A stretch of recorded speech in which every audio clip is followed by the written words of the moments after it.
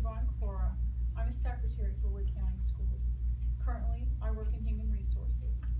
Before coming to Human Resources, I worked for 6 years in one of the most economically disadvantaged schools in our county. I would like to voice my support for the free breakfast program and encourage all of you to do the same. I support this program because I have seen many children come to school every day hungry and therefore unprepared to start their school day. So much attention is given to test scores and how well or poorly schools and or students perform. Isn't being ready to learn part of the overall process? A student isn't ready to learn if they're hungry. I believe that we need to be able to say that we have done all that we could to promote the learning process.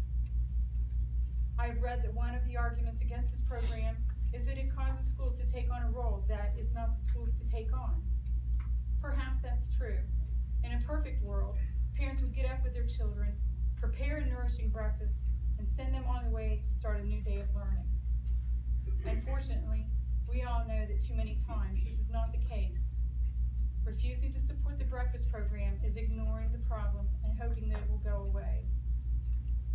Mr. Yater, you were quoted in the Sunday Parkersburg News and Sentinel saying it's only a good deal for schools with a high poverty rate. Isn't that the point?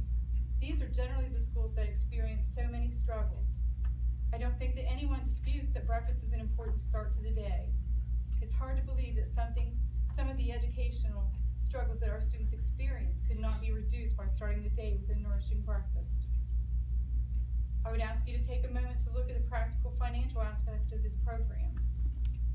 Mrs. Best believes that we could see a savings of $96,000 and still feed everyone breakfast.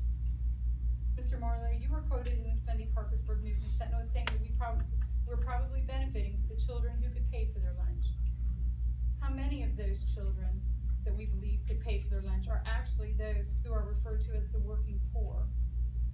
Those whose families make just a little bit too much to qualify for assistance, but who still struggle to make ends meet and frequently are late or delinquent with their meal bills.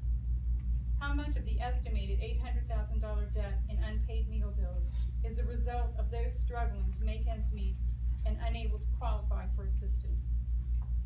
In closing, I would ask you to weigh the estimated savings of $96,000 against the constant debt the Wood County Schools carries in unpaid meal bills, and please consider at least a one-year trial, as suggested by Mrs. Best, and then examine participation, educational results, and the financial results of this program.